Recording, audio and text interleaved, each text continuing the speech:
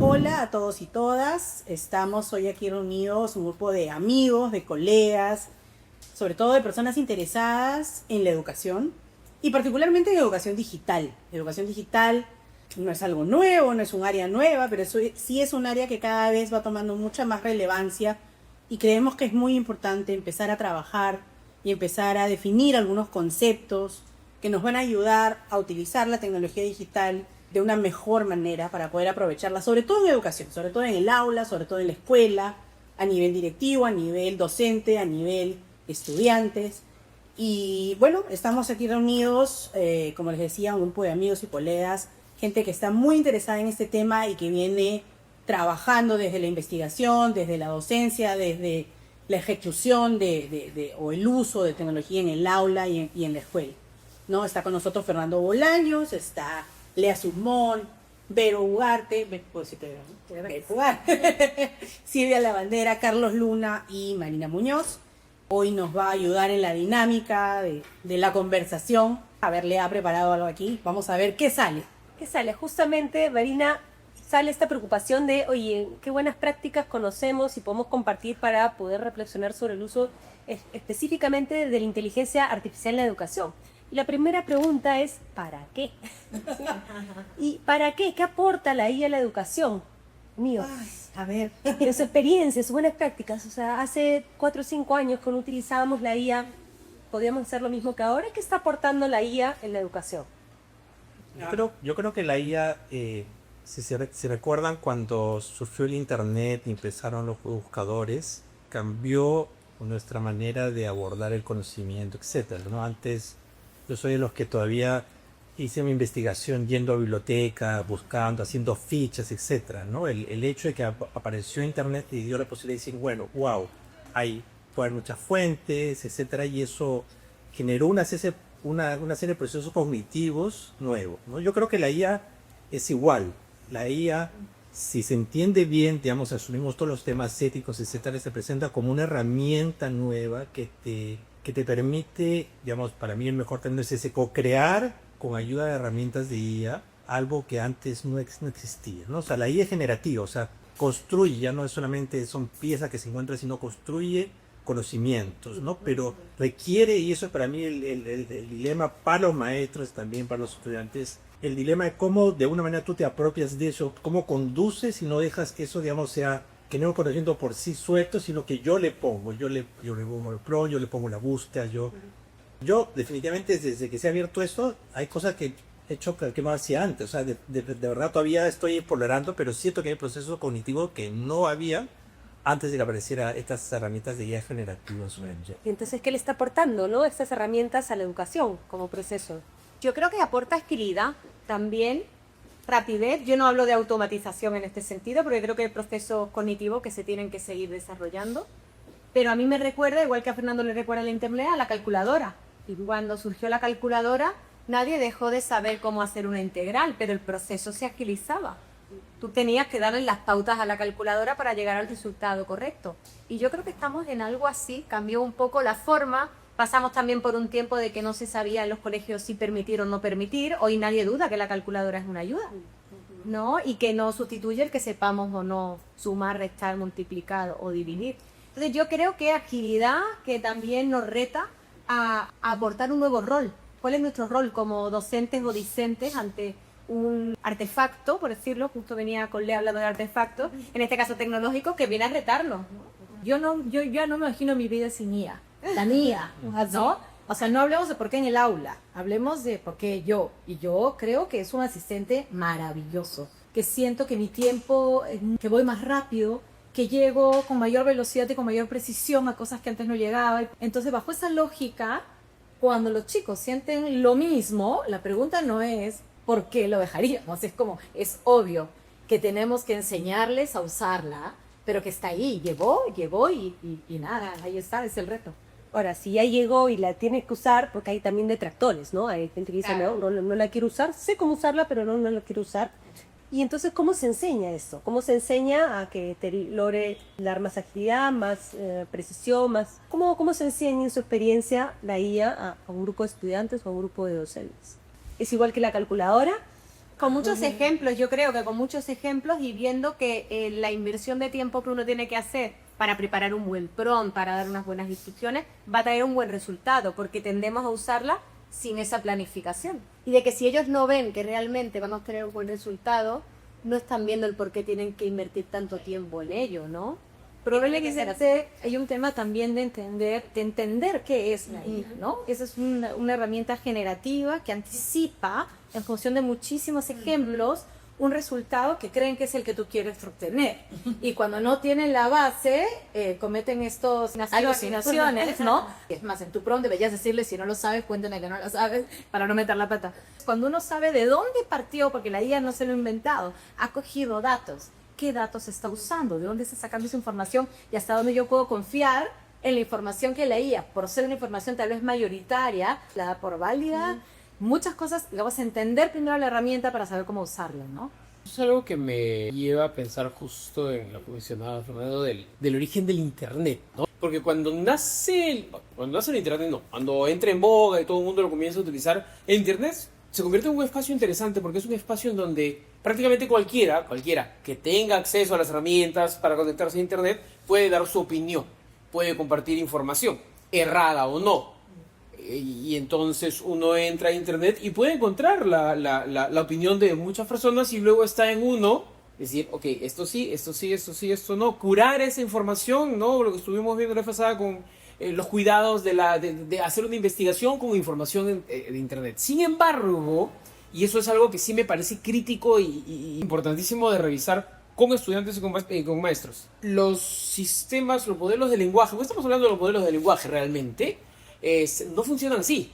Nadie, salvo 5 empresas en el mundo, tienen acceso a modelar la información que está publicada en sus webs a través de sus chatbots, ¿no? Porque cuando uno entra pues a ChatGPT, está entrando a una web y está interactuando con el chatbot que ha sido programado por el bloque de datos que OpenAI ha decidido. Entonces, en la era del Internet, el mundo, la realidad se convierte en se refleja en esa información que está en Internet, muy variada y muy abierta.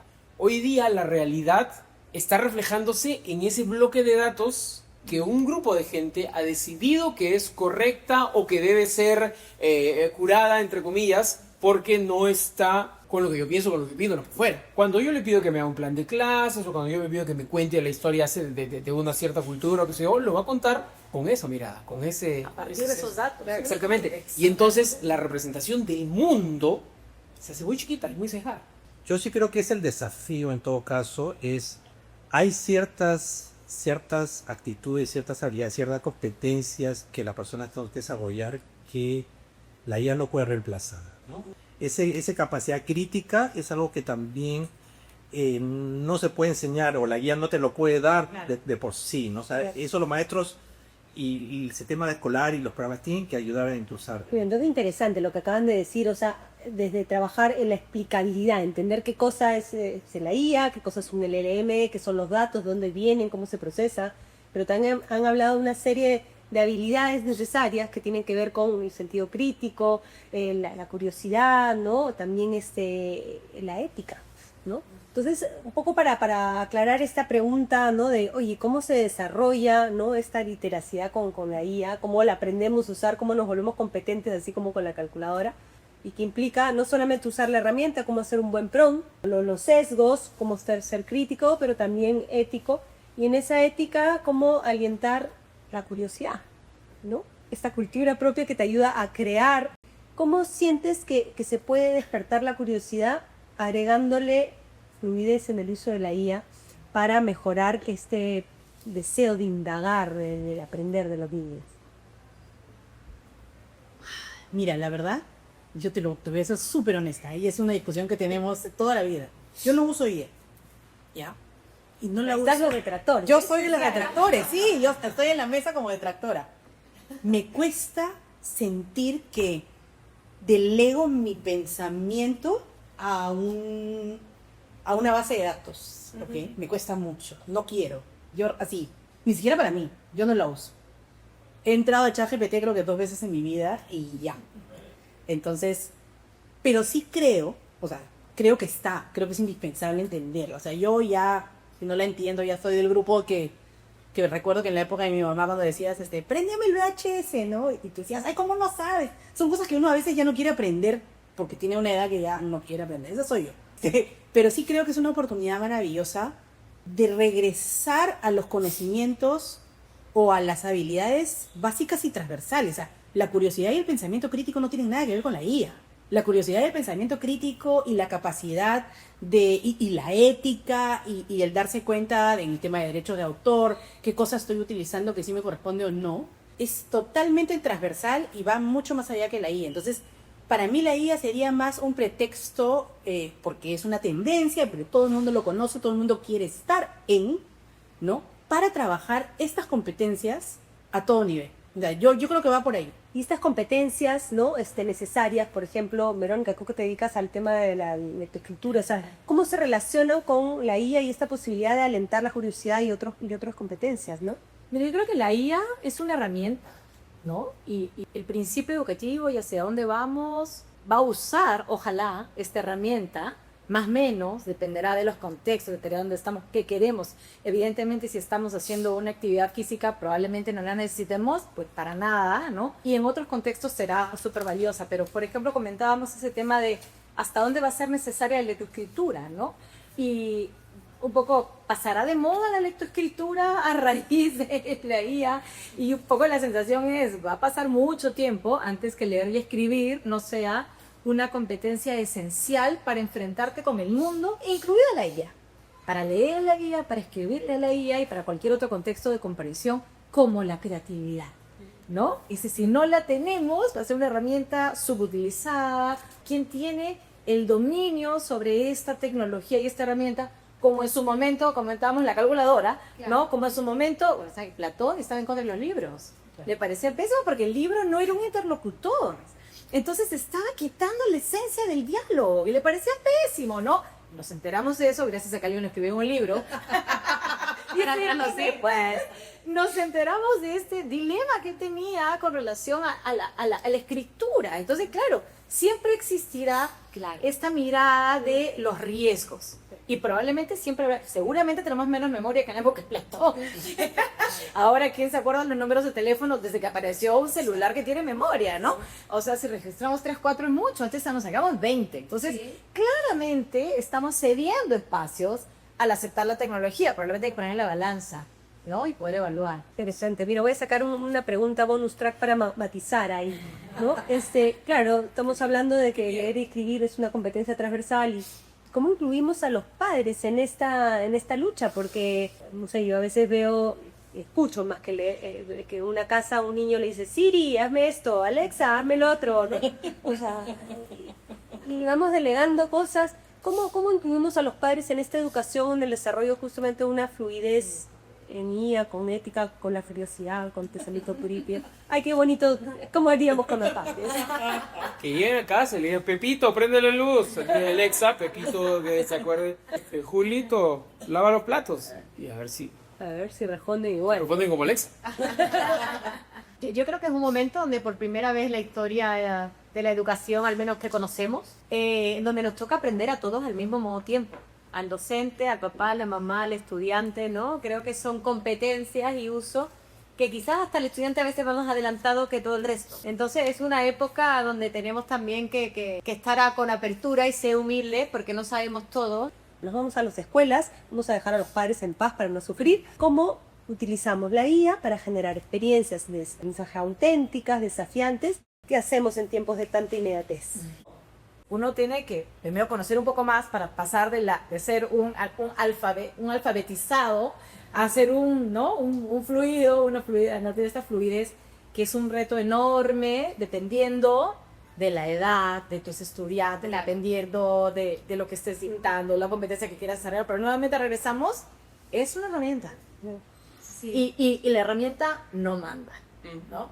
Salvo que el curso sea como usaría. Entonces, bueno, ahí hay que plantearlo. Que de una tampoco manera. sería el curso, sería una dinámica que te lleve a desarrollar alguna Ahora, yo creo que eso, digamos, a diferencia de cuando nosotros nos formamos como maestros, yo soy maestro secundario originalmente, claro, a ti te daban las herramientas didácticas, te decían cómo tenía que ser una buena clase y se acabó. Eso es lo que hacías y tenías tus cosas, ¿no? Pero ahora, digamos, lo que hay que decir los maestros es que lo que primero tienen que entender es que sus estudiantes son muy diversos y que tienen diversos intereses, diversos procesos, y esa diversidad no es es la norma, ¿no? Que antes Era la excepción. entonces, yo creo que ahí la IA tiene un rol interesante porque puede ayudarme a generar esas especies de aprendizajes en que para mí es el día es que el estudiante conecte con algo.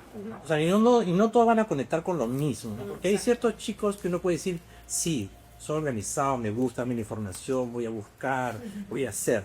Otros sencillamente, bueno, como paso esto, porque no me gusta, a mí me gusta salir a hacer deporte, pero no es matemática, no sé. Entonces, pero el maestro no puede renunciar a no trabajar con ese chico y tampoco puede decir, yo tengo que tenerlos interesados todo el tiempo, 100% y a todos por igual. Lo que yo tengo que hacer como maestro es generar diversos elementos, y eso para mí es lo que llama el diseño universal de aprendizaje, el DUA, en que algo de lo que yo hago va a conectar con alguien en algún momento, ¿no?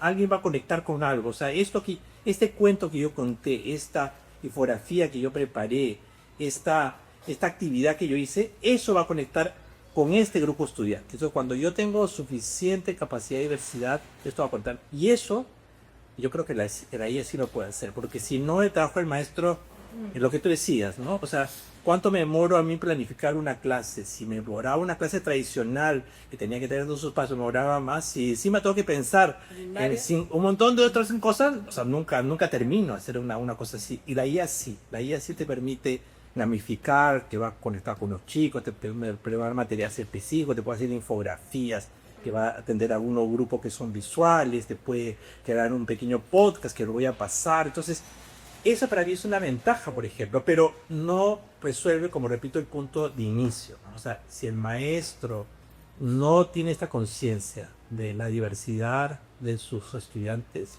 entonces no lo va a hacer. Te voy a poner entonces otro concepto sobre la mesa, junto con este aprendizaje intergeneracional, este aprendizaje que atiende a la diversidad, ¿no? Y a la neurodivergencia. Y decías algo interesante, ¿no? La IA sí puede hacer algo, ¿no? Entonces, por ejemplo, Silvia, tú que manejas un montón de estos temas de personalización, ¿cómo crees que esto se conecta? Porque que la IA te pueda hacer la infografía no quiere decir que estoy atendiendo a la diversidad. Y también no confundamos con que puedo hacer un montón de herramientas que ya estoy atendiendo a la diversidad. O sea, este enfoque de un diseño de experiencia de aprendizaje hoy en día, ¿cómo puede el maestro hacer el clic con este cambio de paradigma, ¿no? No puedo hacer cualquier tipo de tarea. Como en tu experiencia, ¿qué cosa te ayuda a la IA? Mira, yo creo que ayuda a combinar distintas formas para que las personas puedan acceder a un mismo conocimiento, a un mismo enunciado, a la misma información desde distintos puntos de vista. Y eso es una gran posibilidad de accesibilidad y por tanto de grúa. Como decía al inicio, a veces la tarea o la persona que no resuelve una tarea no es porque no tenga la capacidad, es porque no entendió. Entonces, esa primera línea de acceso, de accesibilidad de un diseño universal de aprendizaje se puede, yo no sé si resolver, pero sí se puede mejorar a través de la IA y sobre todo de la diversidad de recursos y de formas de preguntar que te puede ofrecer la inteligencia artificial. Y si nos ponemos desde el punto de vista del estudiante, fijaos, él puede preguntar conforme él está entendiendo el aprendizaje. A su manera le está preguntando a un mismo copiloto, ¿no? O tutor o IA. Y normalmente en el aula nosotros como que lo seguimos estructurando para que todos nos pregunten de la misma manera. Entonces, también partiendo de cómo pregunta el estudiante, ahí hay una gran personalización de la que nunca se habla. Siempre es el docente el que tiene que personalizar los recursos y por supuesto tiene que ser así. Pero ellos también tienen la posibilidad de ser escuchados en la forma en la que ellos se expresan, de la forma en la que entienden las cosas. La IA muchas veces o alguna herramienta de IA te da distintas formas de preguntar lo mismo. Y pocos maestros, ¿no? Se toman el tiempo de poder pedir una actividad, un ejercicio con distintos enunciados. O con enunciados con palabras, con una imagen. Siempre elegimos uno, pero no elegimos todos, que eso es lo que nos propone el diseño universal de aprendizaje. da varios recursos a la vez para que todos podamos entender de la misma Claro, y manera. eso tiene un problema con la manera rígida de los sistemas de evaluación escolares, ¿no? Claro. Porque son rúbricas muy fijas, entonces el estudiante podría mostrar lo que sabe haciendo un dibujo, haciendo un texto, haciendo un pequeño video, ¿no?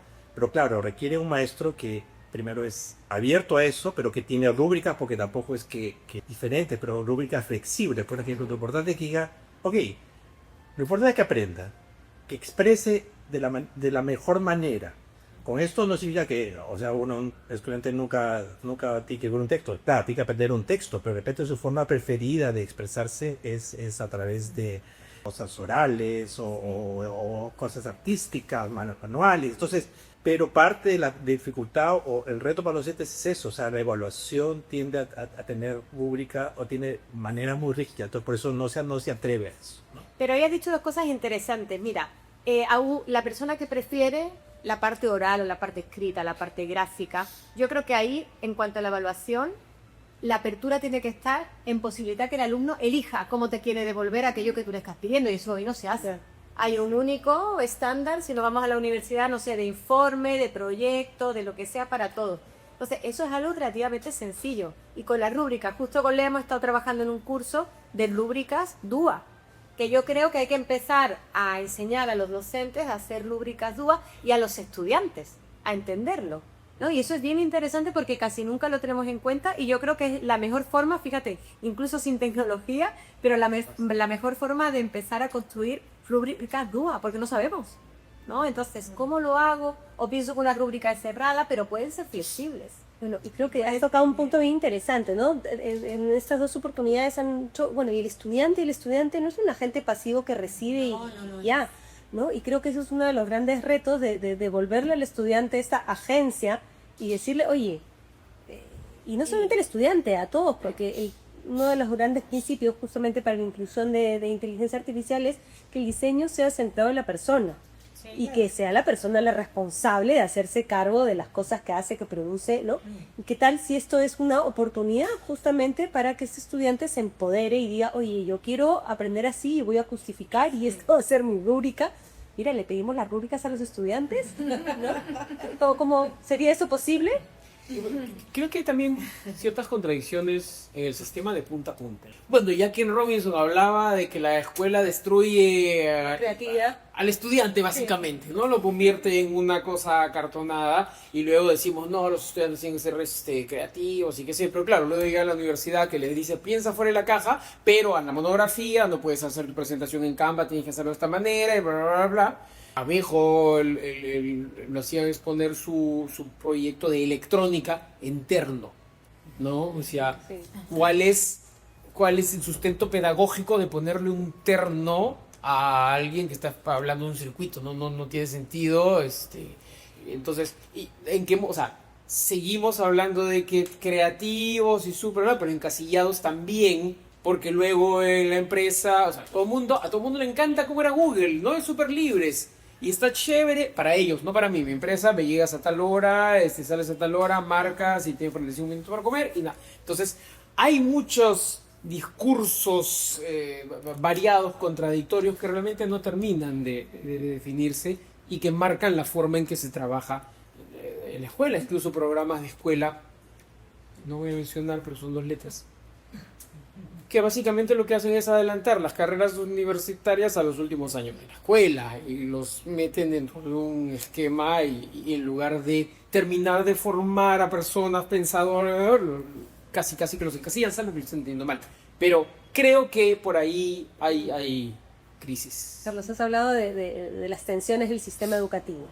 Y para ir cerrando nuestra conversación, porque acá tenemos temas para el segundo capítulo. No vamos a votar todos los temas, pero claro, vamos a la realidad. O sea, el sistema educativo tiene contradicciones y realidades. Una de ellas es las tremendas inequidades que tenemos a lo largo del país, y estamos hablando de la IA, que nos va a solucionar ciertos problemas, ser más creativos, etcétera. Pero no todos tenemos el acceso, ni siquiera a un internet de calidad, y menos estas herramientas que hoy día, para que sea efectiva, requieren tener una versión pago, ¿no? Para evitar... ¿Cómo poder empezar a a encontrar pistas, no sé si conoces, si han tenido experiencias, de pistas de solución para que estas inequidades, estas desigualdades no se terminen haciendo fracturas imposibles de cerrar, ¿no? Porque esto es una nueva brecha que está existiendo. Yo no le digo brecha, le digo una fractura, ¿no? ¿Qué cosa han escuchado, conocen, qué proponen? Yo empiezo un poco lo grande, pero pues hay que aterrizar en la escuela, pero por ejemplo, yo sí creo que el tema de herramientas y competencias de IA deben ser ahora el estándar de cualquier programa de capacitación, en cualquier tema que sea. Nosotros estamos trabajando en STEM, estamos trabajando en el tema de educación sexual integral, no importa, pero como parte del componente de capacitación de estos maestros que están capacitándose en estos temas, estas competencias, tiene que entrar herramientas de IA. Entonces, yo creo que eso es... Ahora, ¿cómo lo haces? Ahí todavía puede haber mucha vuelta. A mi entender, por ejemplo, creo que pensando en el sistema educativo, los primeros que tienes que convencer son especialistas de UGEL. Ellos son los que van a acompañar a las escuelas.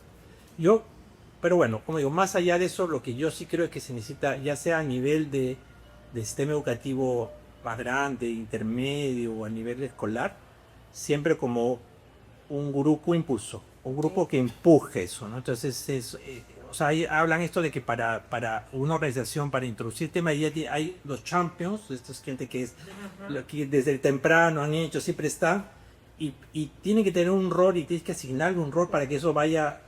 Probablemente no todos van a trabajar, a uno que va a decir no, yo no, por ahí razones, ¿no? Pero para que permee una organización, permee una escuela, tienes que encontrar y a ese grupo lo tienes que fortalecer, ¿no? O sea, no bastan sistemas masivos de capacitación a todos, cosa en Pereduca, una capacitación a todos los dentro de la escuela, si es que no ayudas a formar esta comunidad de práctica. Y creo que en unos casos debería haber intercambios, ¿no? O sea, los mejores maestros de esta escuela con otra, qué estamos haciendo, cómo hacemos. Entonces, ese tema de comunidades de práctica, comunidades de aprendizaje, creo que es una de las estrategias que se puede abrir. Gracias, Fernando. Entonces, acá estamos, ¿no? Como grupo impulsor. Entonces, grupo impulsor, generar comunidades de práctica, generar también que esto sea una alfabetización y quizás la fluidez como en IA, como un eje transversal en todas las capacitaciones. Les voy a dar a cada uno un minuto para ir cerrando la idea. ¿Qué les parece? Para ir cerrando, así como dicen, ¿sí? ¿Cómo podemos hacer desde nuestra experiencia para ir cerrando estas brechas, estas fracturas que nos está ocasionando, ¿no? Las inequidades. Yo creo que la formación de los docentes, desde que están estudiando para ser docentes, yo creo que hay que revisarla. No solamente aquí, creo que en todo el mundo, porque todo ha evolucionado tan rápido que debemos empezar a recibir docentes en las aulas con otras miradas, quizás con otra flexibilidad o con una preparación quizás más ad hoc, porque van a poder generar un cambio y van a poder también ayudarlos a generar un cambio más ágil a los que ya estamos dentro. Yo creo que se necesita empezar por ahí, empezar con ese docente que tiene que venir a transformar, a entender y a estar abierto a todo lo que pueda cambiar. Un docente así, early adopter. Sí, Totalmente. y yo le añadiría que, o sea, es totalmente de acuerdo. Yo creo que el cambio, aunque cueste un poco más de tiempo, Es generacional. va a venir por ahí. Pero creo que sí es establecer la alfabetización, esto de saber leer, escribir, ¿no? La alfabetización, digamos, estándar, tiene que ir acompañada por una alfabetización digital general. La IA no está en el aire, la IA es parte de una alfabetización digital, de lo que viene junto con el uso de Internet, con el uso de herramientas digitales de manera global. Entonces yo creo que tienes que establecer como que una base de capacidades, así como tienes que aprender a leer y entender lo que lees, y aprender a escribir y producir textos, tienes que aprender a cómo interactúas con esta herramienta digital en todas sus formas y versiones, y esto tiene que ser parte de una formación docente para luego ir llevándolo, ¿no? Y también de una formación ciudadana general. O sea, si bien es cierto, nosotros estamos apuntando a educación, hablábamos de los padres de familia. Si los padres de familia no entienden cómo funciona el mundo digital en general, más allá de la IA, inclusive en el tema de juegos, en el tema de redes y comunidades que ahora forman los estudiantes o los muchachos jóvenes, o sea, todo esto tiene que ser parte de un conocimiento que se tiene que ir generando y que se tiene que poner sobre la mesa y que se tiene que tener claro cuáles son las lo básico que tenemos que saber todos. Más allá de tener acceso o no, eso tenemos que saberlo todos. Yo le agregaría un poco la preocupación, un poco regresando a actuar desde el miedo. Entonces, quitemos los celulares de las aulas, porque los chicos se mandan mensajes feos por redes sociales. Entonces, un ratito, ¿de qué estamos hablando, no? Los chicos se van a mandar mensajes feos en cualquier contexto y no matemos a la herramienta, ¿no? Entonces, tampoco es todos con internet, todos con celulares desde inicial, ¿no? Ni mucho menos, pero este tema de la incorporación de la tecnología a las aulas, siento que se está manejando un poco desde la extrema preocupación. Es cierto que hay motivos fuertes de preocupación, pero creo que es muy simplista. Entonces prohibir empieza a ser la salida inicial y eso corta con todo lo que estamos hablando, porque finalmente todo, bueno, no entramos a la tecnología porque nos abrimos la puerta, exactamente, nos abrimos la puerta a cosas malas, sí, pero también a cosas muy buenas. Entonces creo que por ahí iría un poquito la reflexión de mi parte. Okay. Y para cerrar con broche de oro, Carles, ¿cómo es tu experiencia? ¿Cómo hacemos para reducir eso? Yo creo que es un tema bien complejo. Y no creo ser el único que lo crea. O sea, el tema es súper complejo. O sea, la brecha, la fractura, la ruptura empieza por un tema económico. Quien no tiene acceso a internet, por no decir agua y desagüe, que es nuestra realidad, pero quien no tiene acceso a internet en su localidad, sí, puede ser porque no puede pagar el costo, pero también puede ser porque no es rentable poner internet en un pueblo donde viven 50 familias. Entonces no me interesa poner la infraestructura para que llegue el internet ahí, como empresa privada. A menos que luego lo canje por impuestos y bla, bla, bla, y que más o menos es el juego que el Estado. Pero, ¿cómo superar esas brechas económicas en principio? ¿No? Y una vez que esas brechas económicas están superadas, ¿a qué le ponemos nuestras balas? Hemos hablado de lectoescritura, comprensión. Entonces, el problema realmente es muy complejo como para poder centrarlo solamente en tema de conectividad y acceso a la IA. Porque estamos hablando de un juguete, entre comillas, del 2023 al público, cuando tenemos personas que durante la pandemia estudiaron con tecnologías de inicios del siglo XX porque tenían que escuchar sus clases en la radio. Entonces, hay personas que están relegadas en el tiempo. Y todo eso es un problema complejísimo que no sé si quienes hoy día están queriendo hacerse cargo del país a un futuro estén abordando de manera desatada. Ok. 10 segundos para cerrar. Miren lo que hemos estado haciendo ahora, ¿no? Creo que más allá de las limitaciones y los temas de las brechas, el trabajo de maestro, etcétera, debería contar esta lógica de comunidades de aprendizaje, que no... Pensamos en la prestación de los maestros, muchas veces es bastante formal, PowerPoint, etcétera, ¿no?